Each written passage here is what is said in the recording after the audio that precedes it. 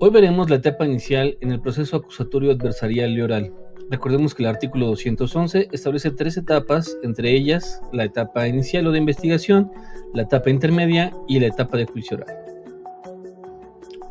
Para comenzar con el estudio debemos entender que es un delito. Esta es una conducta de acción o omisión que es considerada antijurídica, culpable y punible. Además es sometida a las calificativas cuando se trata de homicidio o lesiones, o a las agravantes o atenuantes que establece un delito según sea su punibilidad. En esta ocasión, en este video tutorial, estudiaremos un caso de los establecidos en el artículo 146 y 147 con la determinación de flagrancia. La flagrancia viene establecida en el artículo 146 y 147 del Código Nacional de Procedimientos Penales y nos dice que la persona es asegurada en el momento de cometer el ilícito, inmediatamente después de cometerlo y que sea perseguido material e ininterrumpidamente, o que sea señalado por la víctima, el testigo o alguna persona que participó en el evento y sea además asegurado con objetos o instrumentos del delito.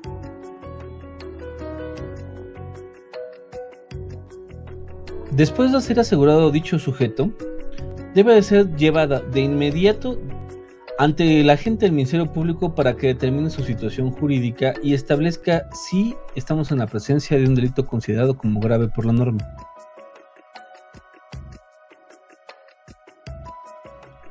Antes de ser presentado, la persona debe ser examinada por un médico para establecer sus posibles lesiones y el agente del Ministerio Público tendrá 48 horas para resolver su situación jurídica.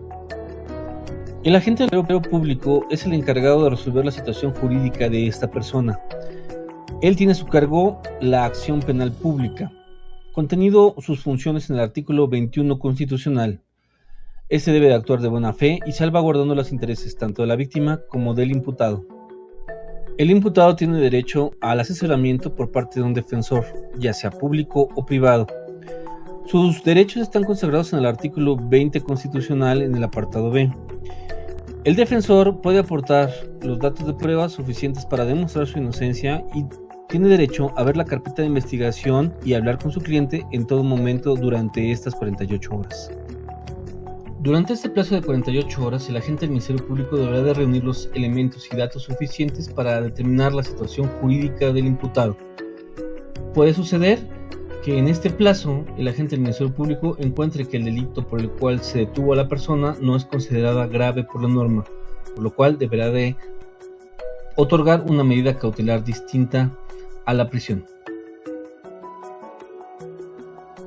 Antes de agotado el término de las 48 horas que marca la ley, el agente del Ministerio Público deberá determinar la situación jurídica del imputado y en su caso ponerlo a disposición del juez de control en el centro preventivo de la jurisdicción. ¿Y cómo puedo determinar que existen 48 horas entre el momento de mi detención y que soy puesto a disposición del juez de control? Lo primero es establecer en el informe de policía homologado la hora en que es puesto a disposición del agente del Ministerio Público y en la boleta de ingreso podemos establecer la hora en que es puesto a disposición del juez de control.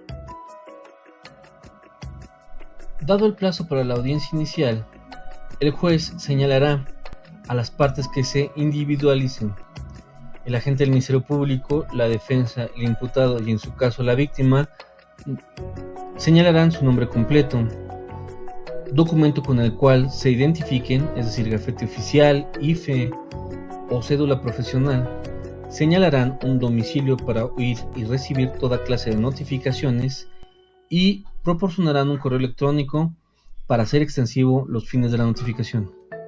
El juez de control le pedirá al agente del Ministerio Público que señale los hechos que dieron origen a la detención. Además, este deberá fundamentar la hipótesis contenida en el artículo 146 que se adecue al hecho en concreto y mencionará los datos de prueba con los cuales claramente se puede establecer que cometió el delito a través de la flagrancia. Posterior a ello, el juez le dará el uso de la palabra a la defensa para que debate en relación a lo señalado por el agente del Ministerio Público y de nueva cuenta se le dará el uso a las partes para que hagan una dúplica y una réplica con respecto a lo manifestado por ambas. Después de ello, el juez señalará si se encuentran reunidos los elementos o no para ratificar dicha detención. Si es calificada la detención por el juez de control, el agente del Ministerio Público podrá solicitar la imputación. ¿Qué es la imputación? Es señalarle a la persona de qué se le acusa, quién lo acusa y su intervención en el hecho delictuoso.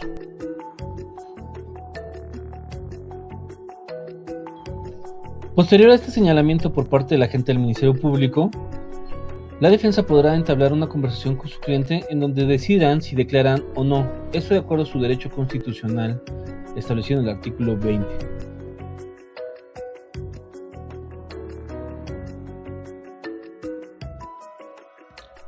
Acto seguido, el abogado y su defensor podrán establecer 3 supuestos. El primero es renunciar al término constitucional, es decir, que el juez señale su vinculación o no a proceso en ese momento, seguir con el término de 72 horas y que el juez determine su situación jurídica, o duplicar el término constitucional en 144 horas, a efecto de aportar pruebas que demuestren la inocencia de dicha persona. Si es así, se señalará una nueva audiencia dentro del término constitucional para el desahogo de las mismas.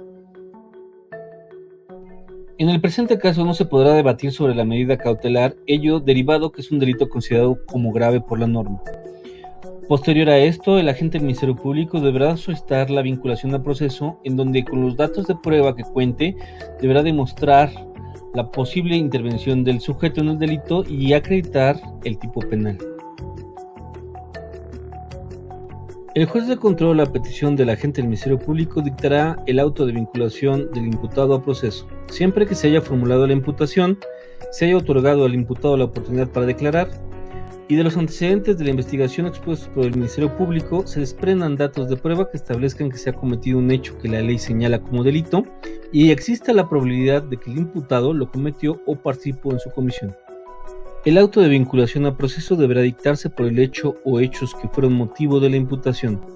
El juez de control podrá otorgarle una clasificación jurídica distinta a la asignada por el Ministerio Público, misma que deberá hacerse saber al imputado para los efectos de su defensa.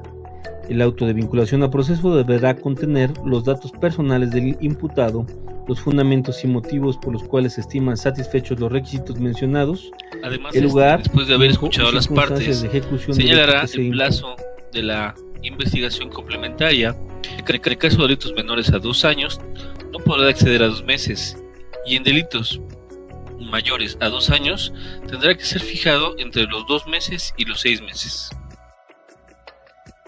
Antes de finalizar la audiencia inicial, el juez deberá determinar el plazo para el cierre de investigación complementaria, mismo que no podrá ser mayor a 2 meses si se trata de delitos cuya pena máxima no exceda de 2 años de prisión, ni de 6 meses si la pena máxima excede ese tiempo, o podrá agotar dicha investigación antes de su vencimiento. Transcurrido el plazo para el cierre de investigación, esta se dará por cerrada.